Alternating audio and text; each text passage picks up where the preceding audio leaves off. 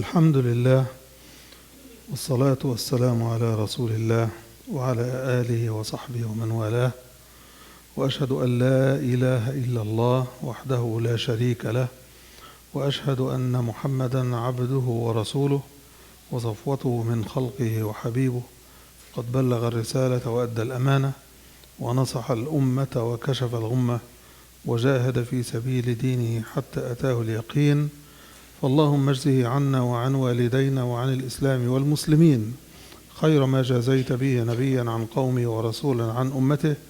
اللهم أحينا على سنته وأمتنا على ملته، واحشرنا تحت لوائه وأوردنا حوضه، واسقنا من يده الشريفة شربة هنيئة لا نظمأ بعدها أبدا. أما بعد, we have been tracking the reasons, the ailments, the diseases, the shortcomings that plagued our Ummah and caused it to be in the crisis situation in which our Ummah is nowadays and has been for years. While reading, I went back and I came across a hadith that many of us may know. The hadith says, نعمتان مغبون فيهما كثير من الناس. There are two bounties that many people wrong themselves by not using them or by squandering them. Two blessings that Allah has given us as humans. Most of people squander them and do not benefit from them. الصحة والفراغ, health and spare time. Spare time is a killer because, as Imam Al-Shafi'i says, وَنَفْسُكَ إِن لَمْ تَشْغَلْهَا بِالْحَقِّ شَغَلَتْكَ بِالْبَاطِلِ. Our Ummah is suffering badly from these two ailments: the squandering of health, wealth, resources, time. Whatever Allah blesses us with, we abuse and we do not use it for our own benefit. And the soul that Allah has given us to use to make judgment, to balance between right and wrong, good and evil, and to choose the right thing to do, is so much pushed and immersed into whatever is pleasant, fun, and easy, instead of what is productive, what is efficient, what could add to my value as a human, to my community, as the society in which I live, to the nation in which I live. And a story comes to me about a Japanese man, young man. He actually died at about 34 years of age. 34 years of age. When he was much younger, in his early 20s, he looked at how the West is roaming the earth. We talk about 1800s. Somewhere in the 1800s, he looks and he finds that the PowerPoint for the West is one thing that puts them apart from the rest of the world. And what was it in his mind? It was the combustion engine. The engine that runs cars, trucks, airplanes, all whatever moves mechanically, it's moved by an engine. So he said, our Ummah, the Japanese nation, doesn't have anything close, nothing. So he said, I'm going to dedicate my life to see how do I introduce this to my nation. See, in a nation that has people who think like this, you get Japan. In contrast, in our nations, you get people who travel to find something useful, they buy it for themselves. Our leaders, so-called Muslim leaders of Muslim nations, when they travel and they find something attractive or good or useful, they buy it for themselves, for their elite surrounding. That's it. Whether it is a plane or a train, anything. So he travels to Germany on a scholarship to study engineering. And after he had finished his first degree, which is a bachelor's degree in mechanical engineering, he is given another scholarship for the master and the PhD. And he doesn't want to go forward with studying and studying. What does he do? He goes to factories that manufacture engines and cars. There he learns what he went to learn in Germany.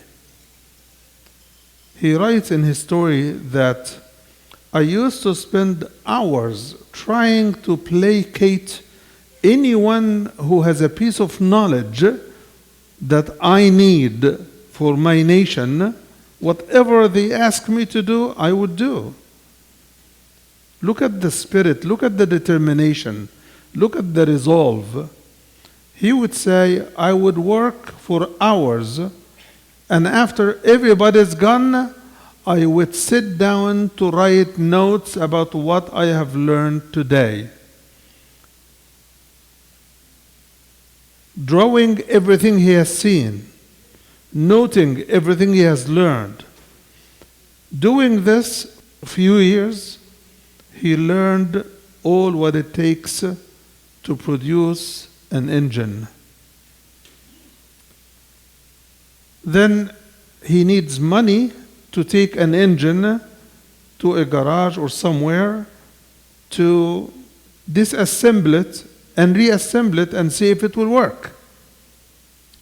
So he takes about 6 months disassembling an engine and reassembling an engine. Whenever he disassembles one piece, he would note, what is this piece? What does it do? Where does it fit? Where does it get its own resources? What kind of fuel is needed for this machine? And so on and so forth. He took the whole engine into its smallest of pieces. Bolts and nuts were also written. Then he puts the engine back together in the opposite direction of disassembling. He reassembles the same engine. He turns it on, it works. So he talks to his people in the Japanese embassy. The ambassador takes his message to the foreign ministry. The foreign ministry takes the message to the emperor, and the emperor calls him in to reward him for his achievement. He goes to the emperor's invitation, and everybody is waiting for this genius man who has brought Japan something it never had.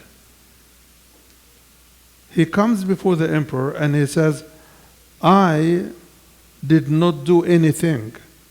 I only copied and brought with me a sample engine. I am not going to accept any reward until I manufacture my own engine with Japanese ideas, Japanese hands, and Japanese materials. And he did the first engine for Japan. From there forward, Japan became a power to contend with.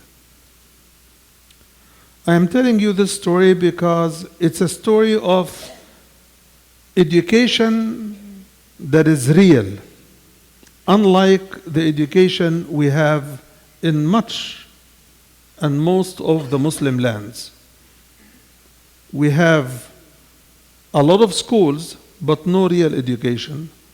A lot of universities, but no real learning or research. A lot of conferences are being held, recycling whatever everybody has been saying or doing, but not producing anything original or genuine or local. We are feeding on the crumbs. This pattern, I call it filling the holes.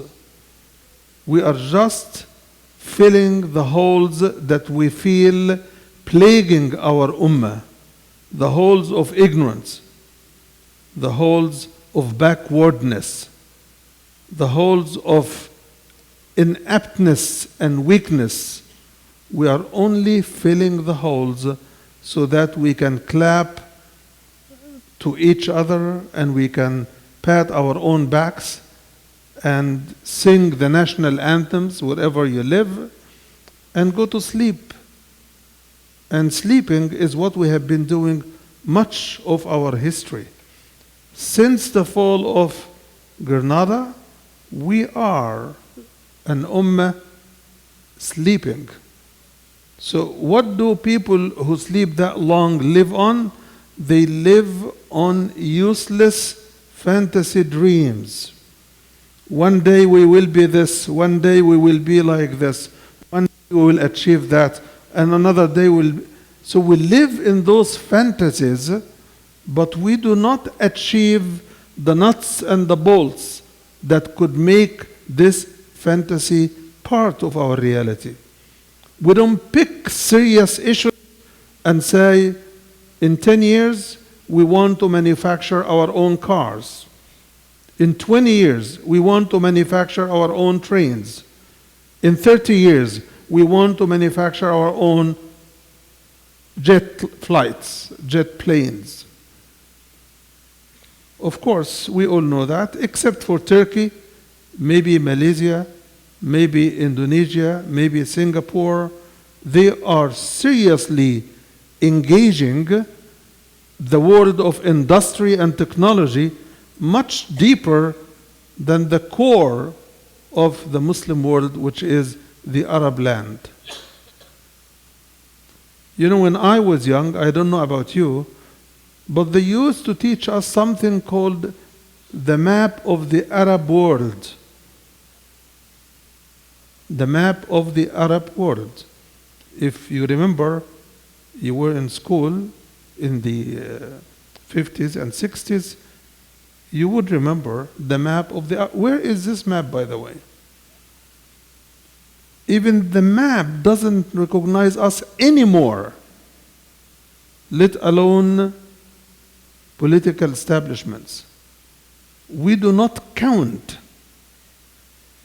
We are not on the map. And what do? We try to erase Israel from the map and put Palestine. So the word Palestine may appear on the Arab maps, but in reality, we are working with Israel to erase what we put as a word on the map. This is as miserable as it can get. I don't want to bore you more with lots of phenomena that reflect nothing but inaptness and accustoming ourselves and making peace with our ignorance, making peace with our oppressive regimes, making peace with our backwardness, making peace with being in the trail of nations. You look at the ranking of our schools compared to world ranking, schools, universities, we are way in the bottom of the world. And if there's no education, everything else will fall out of place. Because you're not investing, you're not teaching your children to become competitive in the world economy, in the world business, in the world technology, in the world of communication, in the world of productivity. And at the end, you combine all what the Arab world produces in dollar value compared along with oil and gas and resources, and multiplied so many times, it will not equate the gross national product of one European poor country called Spain. But we talk big. How do we do this? When we note how weak we are and we want our dreams to come true, we brag about our past. Even the Arab used to say, ليس الفتى من قال كان أبي ولكن الفتى من قال ها أنا ذا. A man really is not someone who says, my father used to do this, my grandfather used this, my great-grandfather did this. That's not the man. The real man is one who says, here I am, that's what I do, that's what I produce. All the knowledge that the West picked from us when the Arab rule of Europe, Southern Europe in particular, started to decline, they started to divide among themselves, compete on small pieces of European land, and some of them resorted to outside sources that they were fighting together to support them. The same issues we are suffering from today.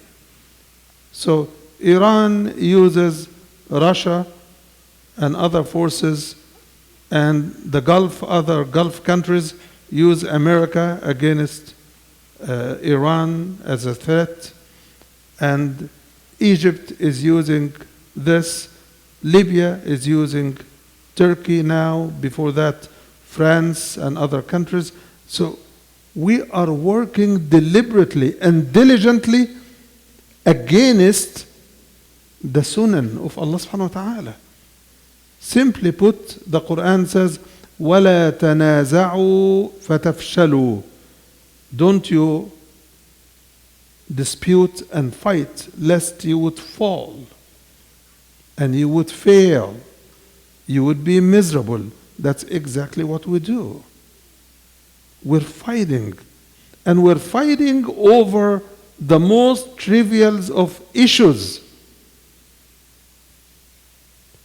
We're fighting over borders. We're fighting over resources. Recently, 2-3 Middle Eastern countries, or maybe 4, who do not really constitute real countries, right, in terms of population, education, power, gross national products, economy, military, nothing. Even combined together, they have nothing to stand on. They are fighting the weakest of Arab countries for dominance, and most probably for more wealth. Emirates and Saudi Arabia are fighting Yemen. Iran is using Yemen and Syria to launch wars against the rest of the Arab world. Everybody is having their own patrons from outside to give them the weapons, and they are pouring the trillions of dollars on these useless wars. What are we destroying? Our wealth, our resources, and our Arab neighbors. It's so much for wasting our life and wasting our resources. We all read the story of a person who raised a bear. You know, a bear, polar bear, and the bear found him sleepy. And a fly was coming on this man's face. So he keeps, waving the fly away, it doesn't go. So the bear, with 1-ton hand slam, he wanted to kill the fly. What does he do? He slams the man on his face, rendering him dead. We are good at hurting ourselves, and we are not good defending the weakest amongst us or even ourselves.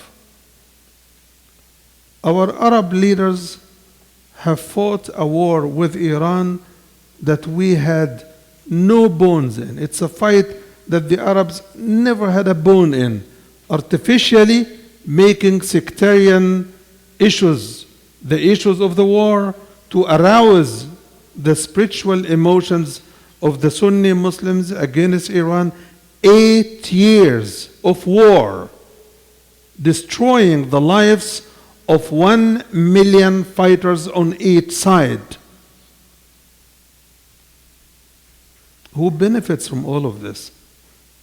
Funded by the Gulf countries, and the weapons came from their interlocutors in Washington, who wanted to revenge from Iran without spilling one drop of American blood.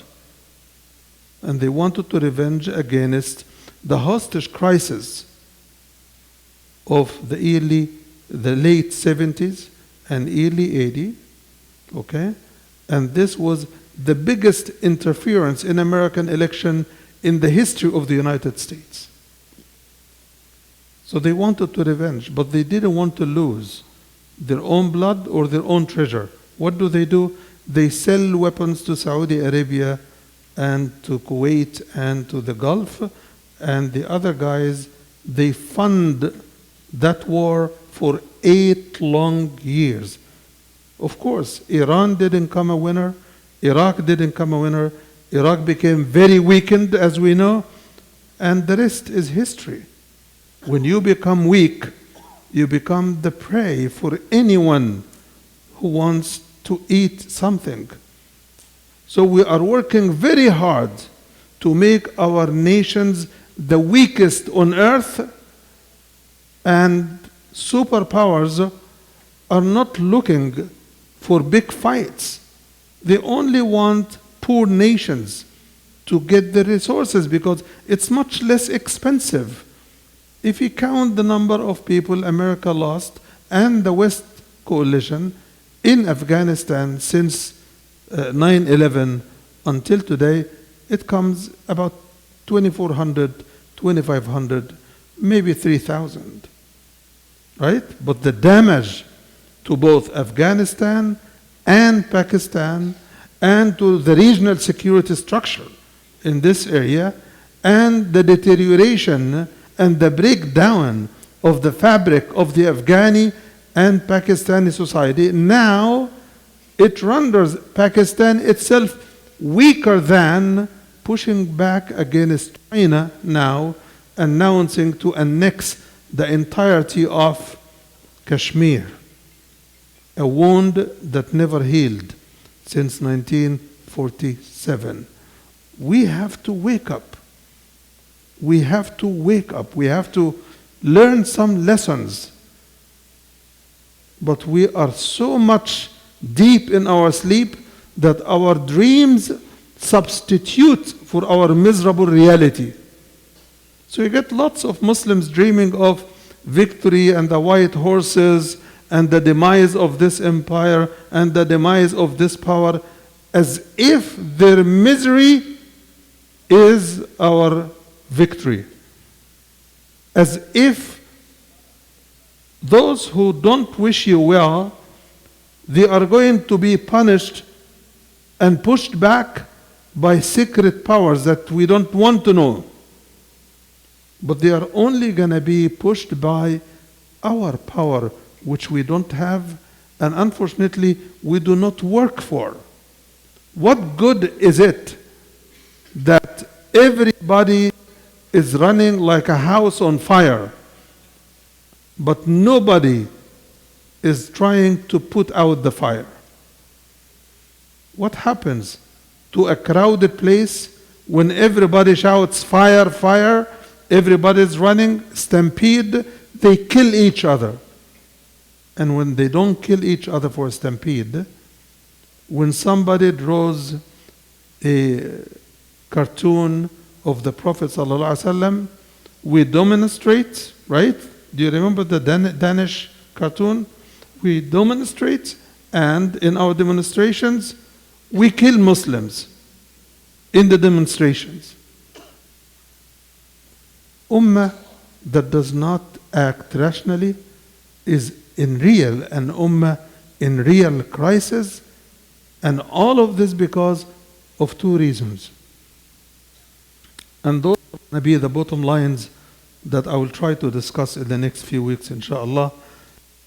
One reason is the lack of education and the lack of awareness. An ummah that has solid education cannot settle for a dream as a replacement to reality. It cannot settle for chewing the glory of the past instead of building the glory of tomorrow. We need to resolve this issue. We need to address this issue. Education, and awareness are two major foundations for any ummah that wants a place on the map and a place in the civilization around which we are living, and to remove the impediment of ignorance, backwardness, inaptness, and utter weakness and helplessness. The second issue is we must remove by all means possible all powers that stand against our yearning for education, for glory, for a future for our children. We cannot continue to have peace with repressive regimes. They have rendered our nation to the bottom of the bottom. Some of you may think that the Sheikh started to just drift because he is focused more on politics than religion. And this is one of the baits that we have been sold and we have bought. It is like the bait of the passport, the borders, the travel rules, the nationality, the flags, the pride, and the deep sleep into our dreams so that we have no idea about our reality.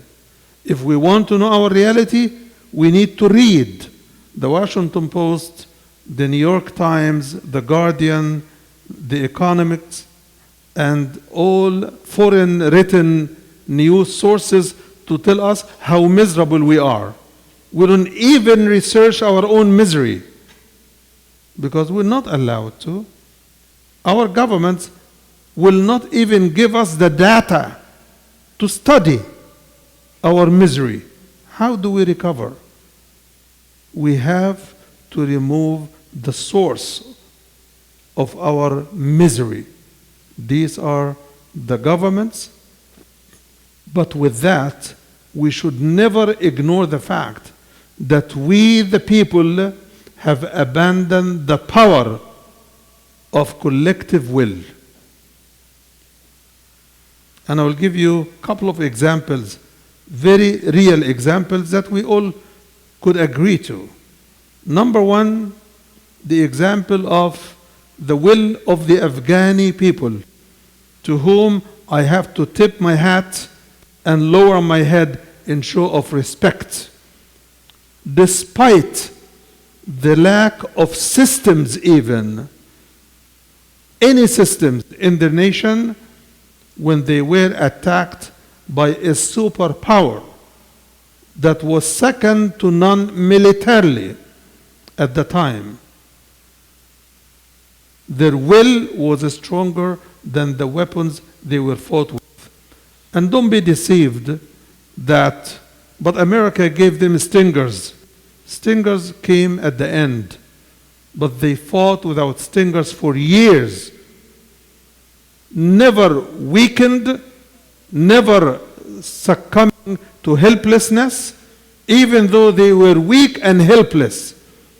but they never believed that they should succumb or surrender to helplessness and weakness. They always believed in the collective will of the people.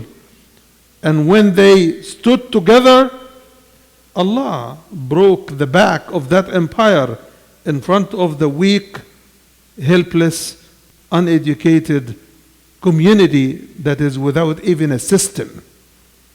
They didn't have a system. They had to invent a system just for defending their country. The second example is the example of Turkey. Turkey lived under Ataturk, a secular, brutal secular regime that removed even the Arabic language letters, that was the alphabet of their local language, to disconnect them completely from the Arabic culture, Islam, the Quran, to destroy their link to any history or glory of their past. So they started to learn new alphabet like children, adults. And they started to adjust. And this is something that is ominous about our peoples, that we adjust to any new thing. We have a saying in Egypt, I am from Egypt. We have a saying in Egypt, اللي يتجوز أمي هقول له يا عمي. Anyone who marries my mom, I will call him my uncle. So any ruler who takes power by hook or crook, we are going to adjust as if he is part of our family. That's now a new family. And the more we try to accommodate the cancer, the bigger the cancer is growing. And now it's eating our core organs. The resources of our nations is gone. Even the wealthy Arab nations that used to have the wealth of the oil are now not as wealthy as they used to. They are living in debt. And they are shamed for having weapons they cannot use even. But they are playing the regional superpowers. And we are watching, and as if anything that takes hold over time becomes part of who we are. No. Aggression against neighbors should never be part of our culture. Destroying our resources should never be part of our culture. Destroying our neighbors' nations should never be part of our culture. Wise nations lessen the number of enemies they have to manage the less number of enemies they must. Some of these nations have defined Islam itself as their enemy, and they started to adjust to corruption. So how do we fill those holes and replace those vacuums? We resort as people to imitation. So our peoples are looking for sports stars, electronic games, Western haircuts, Western clothing, Western style, Western this and Western that, until the West itself says, these people are just scavenging under the table. Kick them far. It's like an unwanted dog under the table of the dinner in a family house. How far do we continue to accept to eat the crumbs that are not even available?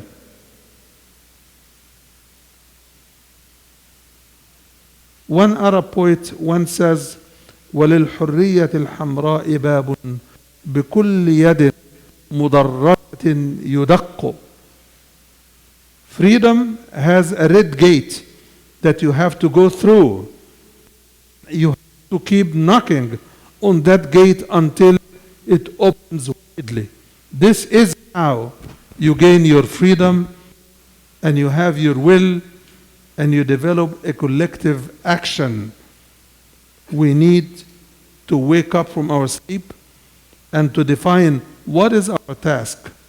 Like this Japanese young man who developed the first Japanese engine made by Japanese materials and Japanese hands. We need people who are willing to take the initiatives and defy their difficult realities like the Afghans did. We need people to have the will like the Palestinian people in Gaza. The more the siege becomes difficult, the more ingenuity you see them coming up with. This is how people change their future from the misery of the present and the dreams of the glory of the past and the diving in the past so that we don't see the future. This is the steps that we need to take.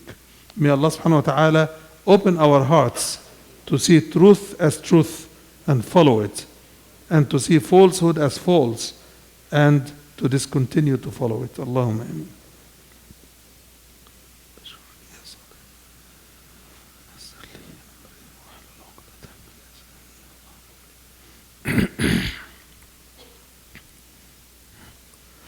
الحمد لله وكفى والصلاة والسلام على عباده الذين اصطفى وأشهد أن لا إله إلا الله وأشهد أن محمدا عبده ورسوله وصفوته من خلقه وحبيبه اللهم صل وسلم وبارك على سيدنا محمد وعلى آله وصحبه أجمعين ومن اتبع سنته بإحسان إلى يوم الدين. Brothers and sisters, اثنان مغبون فيهما كثير من الناس. Two things that most people are defrauded of: health and spare time. If we put our energy where it belongs, if we put our knowledge that we have to practice, our future, even our immediate tomorrow, is not going to be like yesterday. It's not going to be like today.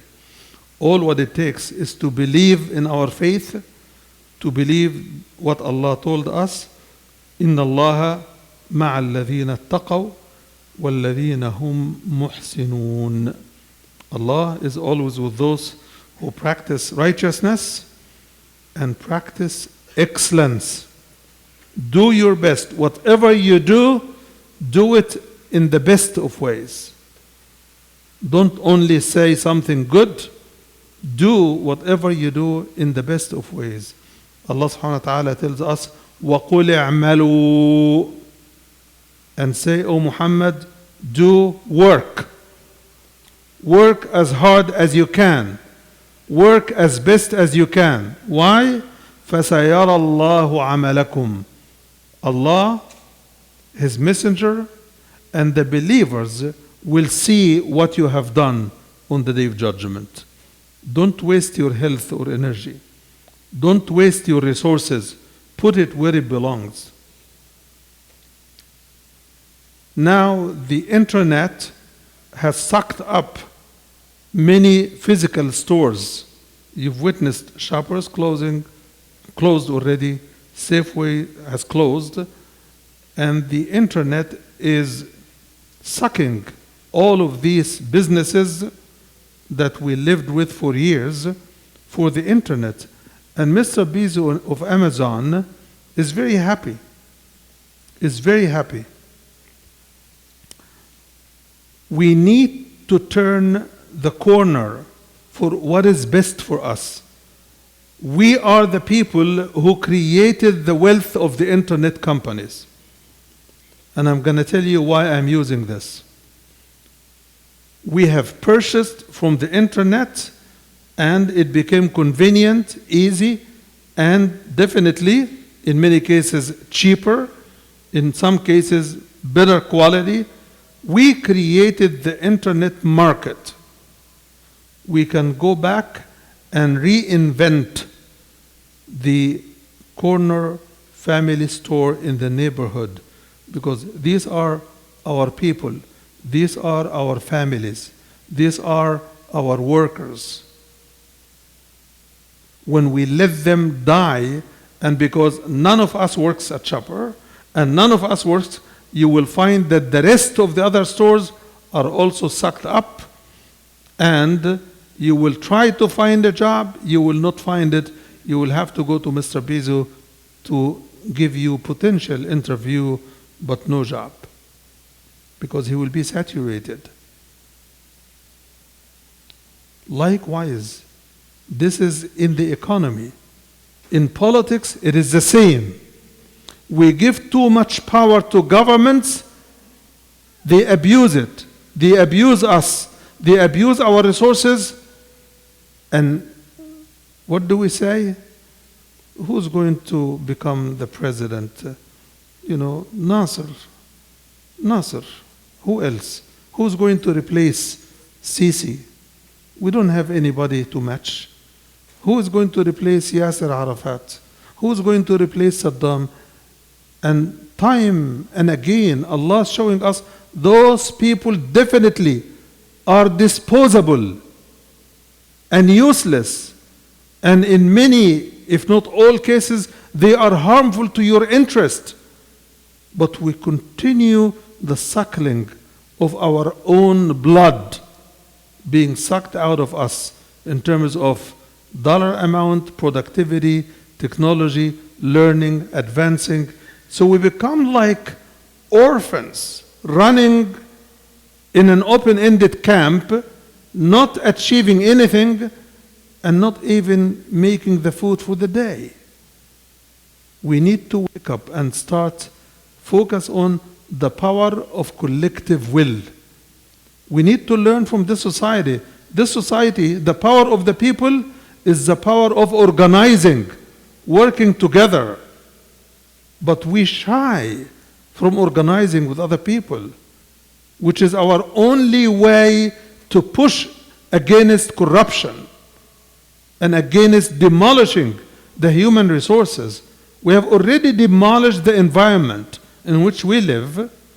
We're talking about recycling everything, but we are not even making ends meet in dealing with the environmental corruption that we have created.